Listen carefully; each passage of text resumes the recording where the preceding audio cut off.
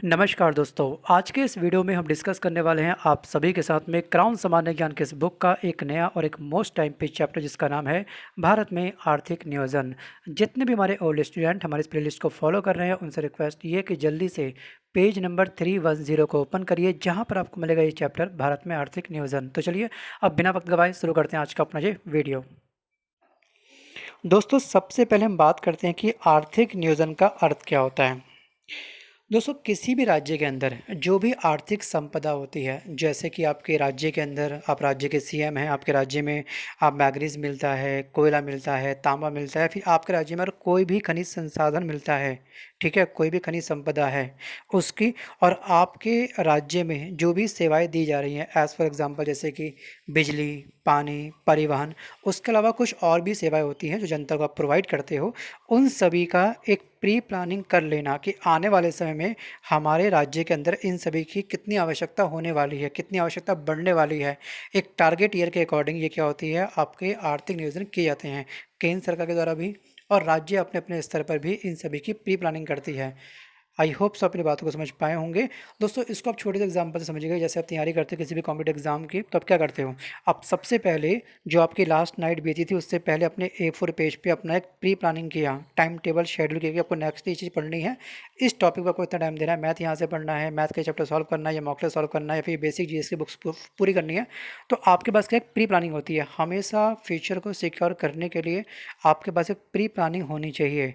अगर बस आप बस पढ़ते जा रहे हो अंधी दौड़ में, ठीक है, ये कहते हैं ना सिंबल की एक कहावत कही गई है कि आपने कितना खाया ये इंपॉर्टेंट नहीं है, बॉडी ने कितना डाइजेस्ट किया ये इंपॉर्टेंट है। तो वैसे ही आपने कितने घंटे पढ़ा ये इंपॉर्टेंट नहीं है, कितना तरीके से पढ़ा, कितनी डेडिकेशन के साथ पढ़ा, वो इंपॉर्टेंट होता है।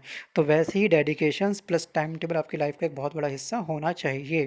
अब हम बात करते हैं दोस्तों कि आखिरकार आर्थिक नियोजन के क्या उद्देश्य होते हैं, क्या इसके एम हैं। सबसे बड़ा इसका एम ये होता है कि इसमें अगर आप लोगों को 5 साल में, जैसे मानते हैं कि आपको आने वाले 5 साल में आपके राज्य की जनसंख्या बढ़ेगी, कॉमन सी बात है, जनसंख्या पूरे देश की भी बढ़ेगी। तो यहाँ पर क्या होगा कि अगर मुझे बिजली की रिक्वायरमेंट आज XYZ किसी भी यूनिट की है, ठीक है, जैसे मुझको कोयला चाहिए कम से कम 500 टन आने वाले समय में, बट अभी वर्तमान में हमारे पास स्थिति क्या है, केवल 100 टन मुझे कोयला मिलता है खुदाई के दौरान। तो मुझे 400 टन कैसे मिलेगा जब मैं और खुदाई करवाऊंगा। अब ये मैं खुदाई कहाँ से करवाऊंगा, लेबर से। तो यहाँ पे क्या होगा, रोजगार के अवसर बढ़ेंगे अपने आप, और यहाँ पे क्या होगा, हम लोग आत्मनिर्भर हो सकते हैं। अगर ऑन द स्पॉट अगर हमने कोई नियोजन किया ही नहीं, कोई प्लानिंग की नहीं, और अचानक से कोयला आने वाले समय में हमको आवश्यकता और पड़ रही, तो हम क्या करेंगे, हम दूसरे देश से इम्पोर्ट करवाएंगे। तो ऐसी नौबत ना आए। हमारा भारत क्या है, इस समय ध्यान रखिएगा, हमारा भारत एक मिश्रित अर्थव्यवस्था है, ठीक है, इसमें प्राइवेट सेक्टर और सार्वजनिक सेक्टर दोनों मिलकर के क्या करते हैं, कार्य करते हैं। और हमारा देश है दोस्तों, वो क्या है, विकासशील देश है, नॉट विकसित। तो विकासशील देश वाली स्थिति में हमको मैक्सिमम जो हमारे मतलब सोर्स होते हैं वो स्वयं से ही डिज़ाइन करने चाहिए। अब यहाँ पे दोस्तों इसका नेक्स्ट उद्देश्य क्या होता है कि अर्थव्यवस्था का आधुनिकीकरण भी यहाँ पे देखने को मिलता है। अब यहाँ हम बात करते हैं कि भारत के लिए नियोजित अर्थव्यवस्था। तो भारत में नियोजन की आवश्यकता का पहला विवरण 1934 में एक बुक्स लॉन्च हुई थी, इसका नाम था भारत के लिए नियोजित अर्थव्यवस्था।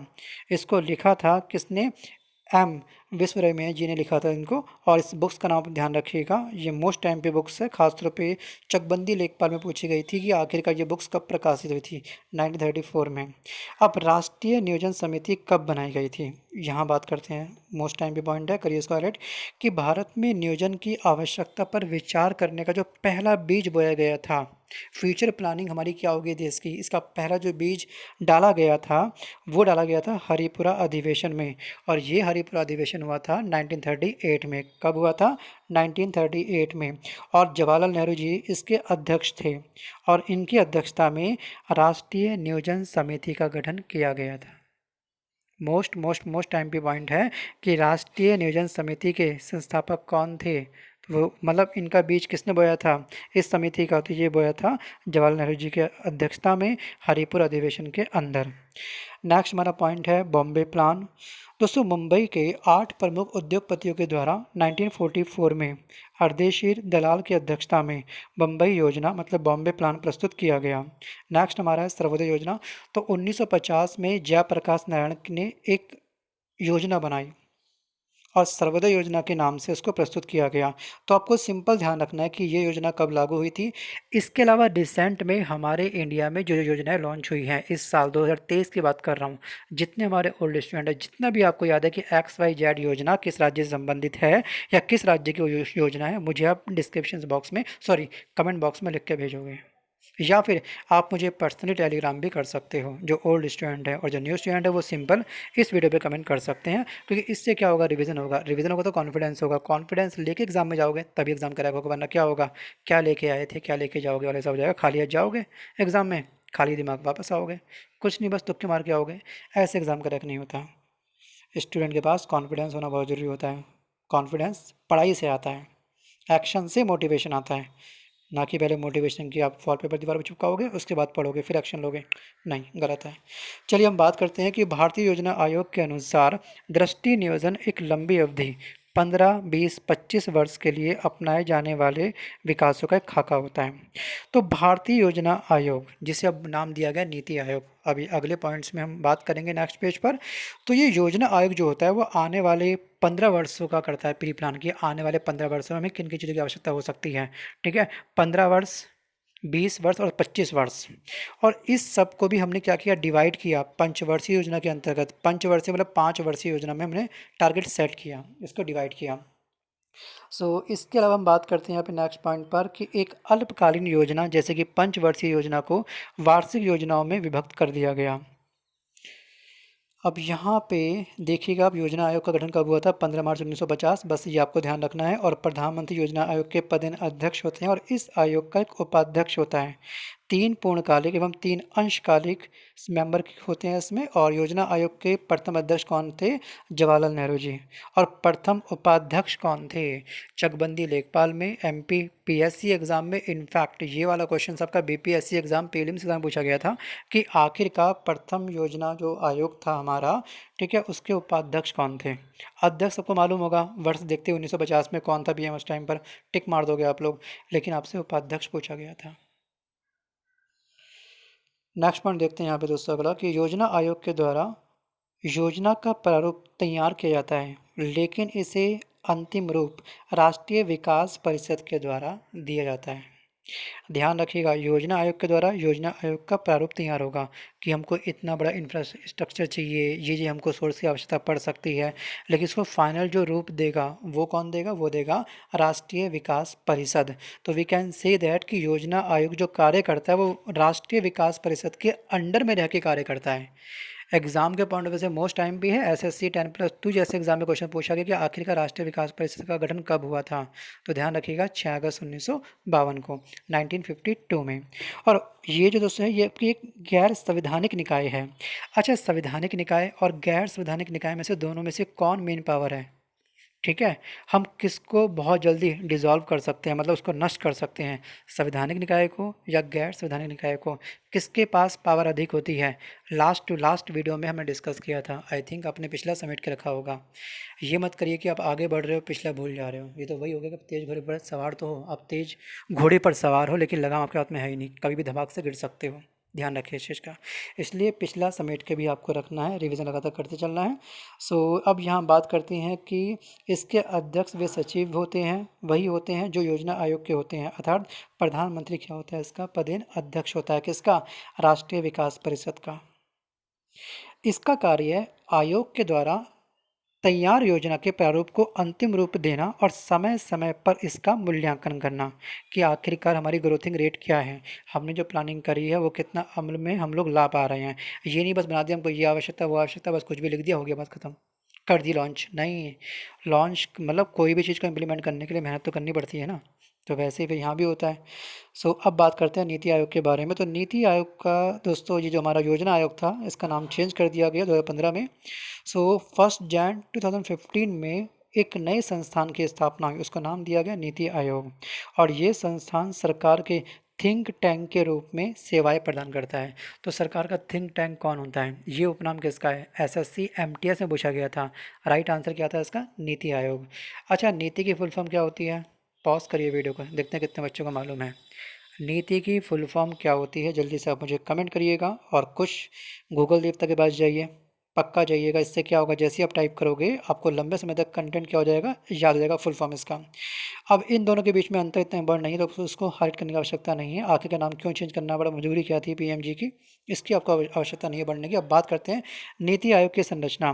दोस्तों प्रधानमंत्री इसके पदेन अध्यक्ष होते हैं और इसमें एक उपाध्यक्ष, पूर्णकालिक सदस्य, पदेन सदस्य एवं विशेष आमंत्रित सदस्य के अलावा सभी राज्यों के मुख्यमंत्री और केंद्र शासित प्रदेश में विधानसभा है और वहाँ के उपराज्यपाल इसमें क्या होते हैं, शामिल होते हैं। अब वर्तमान में हमारे नीति आयोग के क्या मतलब इसमें कौन हमारे उपाध्यक्ष हैं, ये सब चीज़ आपको पता होनी चाहिए। अगर पता है हमारे ओल्ड स्टूडेंट को, जैसे कि हमारी लाइव क्लास चलती है उसमें आप सब बच्चे डिस्कस करते हो, भर भर के कमेंट करते हो ना, तो आज दिखाओ इस वीडियो में, देखते हैं कि आपको मालूम है। नीति आयोग की पूरी जो कुंडली है ना वो आप टाइप करिए कमेंट में जल्दी से।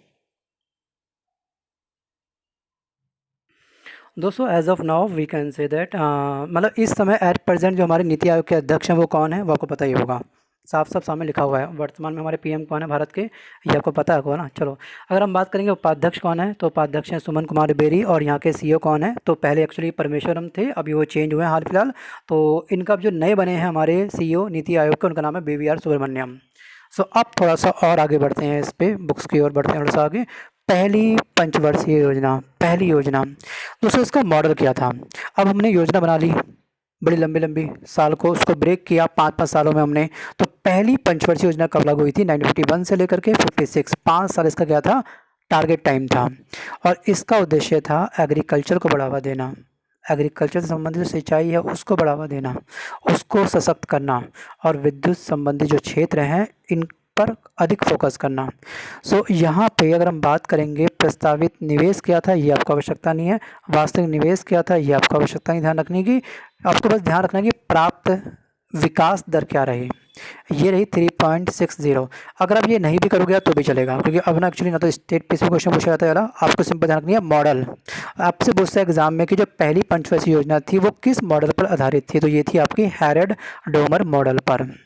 और जो दूसरी पंचवर्षीय योजना आपकी लागू हुई थी, इसका जो टाइमिंग था, ड्यूरेशन था 1956 से लेकर के 61 तक, और ये थी आपकी नेहरू महालनोबिस के मॉडल पर आधारित थी।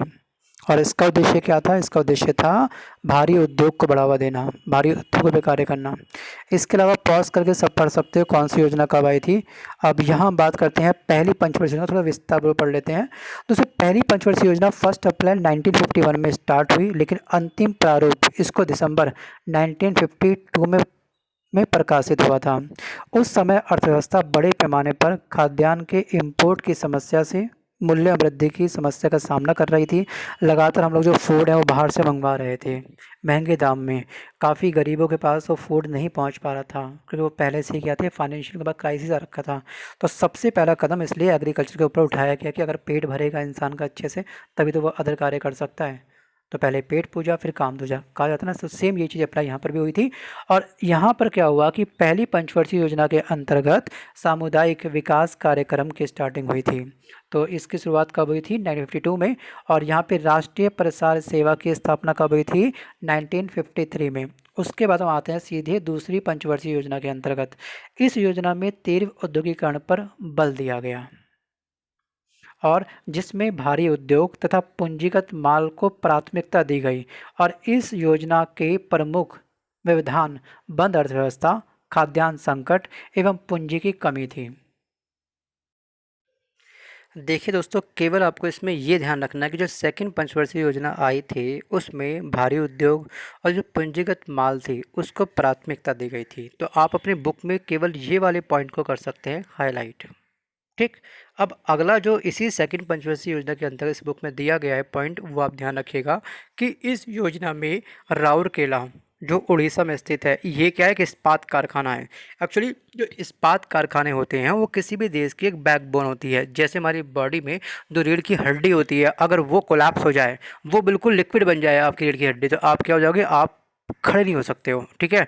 आपका जो ऊपरी ढांचा है वो क्या होगा, बिल्कुल लहरता हुआ आपको दिखाई देगा। तो कहने का अर्थ ये है कि अगर इस्पात कारखाना किसी के पास में नहीं है खुद का, तो क्या होता है, वो देश कभी भी विकसित या फिर विकासशील देश नहीं बन सकता है। ऐसे काफ़ी सारे वर्ल्ड में देश है जिसके पास खुद का इस्पात कारखाना है ही नहीं, वो अन्य देशों पर डिपेंड है कि वहाँ से वो माल आएगा तभी वो अपना कुछ मैन्युफैक्चरिंग कर सकते हैं। दोस्तों हमारी भी कंडीशन कुछ ऐसी ही थी, सच कहूँ तो। जब हम आज़ाद हुए थे उस समय हमारा पार्टीशन हुआ था, हम बिल्कुल ही फाइनेंशियल क्या थे, हमारा कोलैप्स हो चुका था, मतलब फाइनेंशियली हम स्ट्रांग थे ही नहीं। सोने की चिड़िया हमको कहा जाता था, लेकिन अंग्रेजों ने हमको इस तरह से लूटा कि उसके पर कतर दिए और सोने की चिड़िया को कहीं ना कहीं क्या कर दिया, दफन कर दिया हमारे ही धरती के अंदर। कुछ ऐसा सीन। सो गाइस, राउरकेला जो उड़ीसा में स्थित है, इसकी स्थापना सेकंड पंचवर्षीय योजना के अंतर्गत जर्मनी के सहयोग से स्थापित हुआ था 1959 में। ये पॉइंट आपको बुक्स के साइड में कहीं ना कहीं लिख लेना है, किसके सहयोग से स्थापित हुआ, ये आपका ये जर्मनी के सहयोग से स्थापित हुआ था। जो सेकंड आपका है भिलाई, जो छत्तीसगढ़ में स्थित है। ये जो भिलाई संयंत्र जो आपका स्थापित हुआ था इस्पात वाला, ये आपका हुआ था रूस के सहयोग से। पहले वाला जर्मनी, सेकंड वाला रूस, और जो दुर्गापुर हुआ था ये आपका ब्रिटेन के सहयोग से स्थापित हुआ था। किसके सहयोग से, ब्रिटेन के सहयोग से स्थापित हुआ था। कब हुआ था, ये हुआ था 1962 में। एसएससी एग्जाम पूछा गया सब क्वेश्चंस, इसलिए को लिखवा रहा हूँ। तो इन सभी पॉइंट को प्लीज़ आप हाईलाइट करते रहिएगा। नेक्स्ट हमारा पॉइंट है वो ये है तीसरी पंचवर्षीय योजना। इसका कार्यकाल था 1961 से लेकर के 66 तक के बीच में। अब यहाँ पे दोस्तों अगर किसी भी देश में युद्ध होगा तो कहीं न कहीं दोनों पक्षों के जो देश हैं वो कहीं न कहीं वीक भी होते हैं। तो इस योजना के द्वारा अर्थव्यवस्था को आत्मनिर्भर व स्वतः स्फूर्तिवान बनाने पर जोर दिया गया। पहली बार संतुलित क्षेत्रीय विकास की अवधारणा पर विचार किया गया, लेकिन भारत चीन युद्ध जो 1962 में हुआ था, भारत पाकिस्तान युद्ध 1965 में हुआ था, तो भीषण सूखा आया था 65 एंड 66 के कारण ये योजना अपने लक्ष्यों को प्राप्त नहीं कर सकी। तो एग्जाम के पॉइंट ऑफ से खासतौर पर एसएससी एमटीएस में क्वेश्चन पूछा गया कि इंडिया और चाइना के बीच में युद्ध कब हुआ था, 1962 में हुआ था। और इंडिया और पाकिस्तान के मध्य युद्ध कब हुआ था, 1965 में हुआ था। और अकाल की स्थिति कब आई थी, 1965 और 66 में आई थी। हम वैसे ही कमज़ोर थे, अन्य देशों से हम लोग हेल्प ले रहे हैं, ऊपर से ये कुछ सूखा वगैरह आ जाए तो क्या होगा सोचिए। इस योजना में बोकारो इस्पात संयंत्र जो स्थापित हुआ था 1964 में, ध्यान रखिएगा। और ये जो सहयोग से स्थापित हुआ था, इसका जो सहयोगी देश था हमारा वो था रूस। क्या था, रूस। तो रूस के सहयोग से ये स्थापित हुआ था 1964 में। इसके बाद कुछ और स्थापना हुआ, जैसे आपको ध्यान रखना है खासतौर पे ये आईडीबीआई के बारे में फुल फॉर्म पूछी जाती है एग्जाम में। स्थापना कब हुई थी नहीं याद करोगे तो भी चलेगा, लेकिन अगर किसी भी स्टेट पीसी की तैयारी कर रहे हो, जैसे एमपीपीएससी की, यूपीपीएससी की, या फिर किसी अदर बीपीएससी की, तो आपको इन सब के स्थापना वर्ष भी ध्यान रखने हैं। खास तौर पे एसएससी सीजीएल वाले भी स्वयं को ना स्टेट पीसीएस वाला ही समझिएगा, क्योंकि आपको इतनी हाई लेवल की तैयारी करनी पड़ती है, तो आपको भी ये वर्ड्स ध्यान रखने हैं। एफसीआई 1965 और कृषि कीमत आयोग एपीसी की स्थापना हुई थी। अगर हम बात करेंगे 3 वार्षिक योजनाएं 1966 टू 69, इसके अलावा आपको दोस्तों ये चीज़ पढ़ लेनी है, पॉज करके भी बुक्स में पढ़ लीजिएगा एक बार। इतना मैं यहाँ पे इस चीज़ को ज़्यादा हाईलाइट नहीं कर रहा हूँ क्योंकि इतना इंपॉर्टेंट मुझे लगा नहीं, लेकिन कोई बात नहीं, पढ़ना जरूरी है आप लोगों के लिए। जो चौथी पंचवर्षीय योजना आई थी, कब आई थी, वो 1969 टू 74 के बीच में। इसमें क्या हुआ था, आपको ध्यान रखना कि 1971 के भारत पाकिस्तान युद्ध के कारण वित्तीय संकट उत्पन्न हुआ, दोनों साइड हुआ होगा, पाकिस्तान की साइड में भी और हमारी साइड में भी। और इसके साथ ही आर्थिक सहायता मतलब सब्सिडी द्वारा एक मुद्रास्फीति के कारण वित्तीय घाटे में बढ़ोतरी हुई, जैसे गैर योजना व्यय अधिक हो गया हमारा। मुख्य उपलब्धियां क्या रही ये भी हम जानते हैं। तो इस वर्ष जो हमारा योजना थी ये, इसमें हमारा 1969 में जो 14 बैंक थे उनको, वो जो वाणिज्यिक बैंक थे, जो हमारे कमर्शियल बैंक थे, उनका राष्ट्रीयकरण हुआ था। 1974 में पोखरण में नाभिक परीक्षण हुआ था, एक बहुत तमाचा था बहुत बड़ा, अन्य देशों के ऊपर जो कहते थे कि हम लोग परीक्षण नहीं कर पाएंगे। स्माइलिंग बुद्धा इसका कोडिंग नेम था, ठीक है, इसका खुफिया नेम था। नेक्स्ट आपका है पांचवी पंचवर्षीय योजना, ये 1974 से लेकर 79 के बीच में आई थी। इसका टारगेट क्या था, गरीबी हटाओ, उन्मूलन मतलब गरीबी हटाओ। अब यहाँ पे नेक्स्ट पॉइंट पे आप आ जाओगे, सीधे सीधे मूव कर जाओगे। इसको गरीबी हटाओ हाईलाइट, छठी पंचवर्षीय योजना। अब इसमें क्या होगा कि इस योजना में गरीबी निर्देशांक अर्थात ग्रामीण क्षेत्रों में 2400 कैलोरी और शहरी क्षेत्रों में 2100 कैलोरी प्रतिदिन का उपभोग गरीबी रेखा के रूप में परिभाषित किया गया। और इस योजना के प्रमुख मुद्दे थे ग्रामीण क्षेत्रों में आर्थिक सामाजिक आधारभूत संरचना पर बल, लक्ष्य समूह प्रस्ताव की शुरुआत, राष्ट्रीय आय में वृद्धि और प्रौद्योगिकी का आधुनिकीकरण किया गया। अब यहाँ पे आपको ये वर्ष चाहो तो आप हाईलाइट कर सकते हो कि 6 बैंकों का राष्ट्रीयकरण कब हुआ था। ये एक्चुअली 6 बैंक थे आपके निजी बैंक, ये लिख लीजिए, इसमें शायद नहीं दिया गया ये। अच्छा, आपको पता है कि आरबीआई का जो आरबीआई है, रिजर्व बैंक जो है, इसका राष्ट्रीयकरण कब हुआ था? बताइए फटाफट से, लिख लीजिए नोट्स में। 1949 में यंग हिल्टन आयोग की अनुशंसा पर आरबीआई का भी एक बार राष्ट्रीयकरण हो चुका है। नाबार्ड की स्थापना कब हुई थी? 1982 में। याद करिए, एग्जिम बैंक की स्थापना 1982 में, मतलब दोनों की स्थापना वर्ष बिल्कुल सेम है। अगर आपको दोस्तों ये चीज़ याद नहीं हो पाती है तो एक छोटी सी सलाह है, मानना फिर ना मानना वो आपके ऊपर है। आप सिंपल 6x4 का एक बोर्ड ले आओ, व्हाइट बोर्ड ले आओ, फिर इससे छोटा 2x3 का जो बोर्ड आता है वो ले आओ और दीवार पर उसको ठुकवा दो, ड्रिल करवा दो। जब खड़े होकर के एक एक किसी भी मतलब करके के न्यूमेरिकल फिगर को, वर्ड्स को आप 10 बार लिखते हो तेज तेज बोल करके, वो आपको हमेशा के लिए आपके जहन में दर्ज हो जाता है कि इतना कष्ट कौन करे। बेटा पढ़ाई है, कष्ट तो लेना पड़ेगा, और ये पढ़ना कोई कष्ट नहीं है। अपने कष्ट कभी देखा है? कौन सा ये काम पत्थर तोड़ने का काम है कि आपको तो भरी धूप में पत्थर तोड़ने पड़ रहे हैं सड़क पे खड़े होकर के? सोचो ना भाई, घर के अंदर ऊपर पंखा चल रहा है, एसी चल रहा है, आपके पास सब कुछ सेटअप है, तो एक छोटा सा बोर्ड लाओ, लिखो सिंपल बैंकों का राष्ट्रीयकरण एक पलटू में 1980। ये चीज़ आप 10 बार लिखो और तेज बोल करके। बाकी आपकी मर्ज़ी है, देखिए कोई बाउंडेशन नहीं है कि आपको पढ़ना पढ़ना करके है। कुछ लोग भीड़ का हिस्सा भी होते हैं, तो आप भीड़ का हिस्सा है फिर सिलेक्शन का हिस्सा है, वो आप खुद डिसाइड करिए आपको करना क्या है। मेरा काम दोस्तों ये रिकॉर्डिंग करो उन बच्चों के लिए बन रही है जो तरीके से पढ़ने वाले हैं। ठीक है, और बात करते हैं दो वार्षिक योजना 1990 से 92 तक के बीच में। केंद्र में आ रहे राजनीतिक बदलाव और भुगतान संतुलन के संकट के कारण 1990 और 92 के दौरान पंचवर्षीय योजना लागू नहीं की जा सकी, और इस अवधि में लघु उद्योगों के विकास के लिए 1990 में सिडबी की स्थापना हुई थी और 1991 में भारत में आर्थिक सुधारों की घोषणा की गई। अगला आपका है 8वीं पंचवर्षीय योजना 1992 से लेकर के 97। इस योजना की शुरुआत एक नए आर्थिक परिप्रेक्ष्य में हुई थी और आर्थिक सुधार की प्रक्रिया शुरू हो गई थी। इस योजना का मुख्य उद्देश्य था मानव संसाधन का विकास। भारत 1 जनवरी 1995 को विश्व व्यापार संगठन का सदस्य बना था। ध्यान रखिएगा कि जो हमारा इंडिया था वो कब बना था? डब्ल्यूटीओ को बना था मेंबर 1995 में, राइट। और 1993 में प्रधानमंत्री रोजगार योजना की शुरुआत की गई थी। अच्छा, आप जो कॉम्पिटिटिव एग्जाम की तैयारी कर रहे हैं, यहाँ पर एक चीज़ आप ध्यान रखिएगा कि आपके खुद के स्टेट में एक होता है क्या? एम्प्लॉयमेंट ऑफिस, रोजगार कार्यालय। ठीक है, तो वहाँ पे जाकर आपको अपना पंजीकरण करवाना होता है। पहले ऑफलाइन था, अभी ये खैर ऑनलाइन भी हो चुका है, और अभी ये एट प्रेजेंट दोनों ही मोड पर है। अगर आप ऑनलाइन अप्लाई नहीं कर सकते हो, क्योंकि आपकी सरकार को पता होना चाहिए कि उनके स्टेट के अंदर कितने युवा बेरोजगार हैं। एक आंकड़ा आपको अपना देना चाहिए। आने वाले समय में कहीं ऐसा ना हो कि सिलेक्शन के बाद में आपसे पूछा जाता है कई बार कि आपने एम्प्लॉयमेंट एक्सचेंज ऑफिस में अपना नाम लिखवाया, आप बोलते हो कि नहीं, तो वहाँ पे भी कुछ अड़चनें आ सकती है फाइनल सिलेक्शन होने के बाद भी। तो थोड़ा सा इस चीज़ को आप देख लीजिएगा अपने अकॉर्डिंग, और मैं चाहता हूँ कि आप सबके साथ अपना रजिस्ट्रेशन जरूर करवाएं अपनी अपनी स्टेट की वेबसाइट पर जा करके। बाकी जो कैफ़े वाले होते हैं उनसे पूछ लो, कोई अगर आपको दिक्कत होती है, सिर्फ नहीं हो पा रहा हमसे अप्लाई, तो कैफ़े वाले 100-200 रुपये लेकर के आराम से फिर कर सकते हो। सर इतने पैसे कौन खर्च करेगा?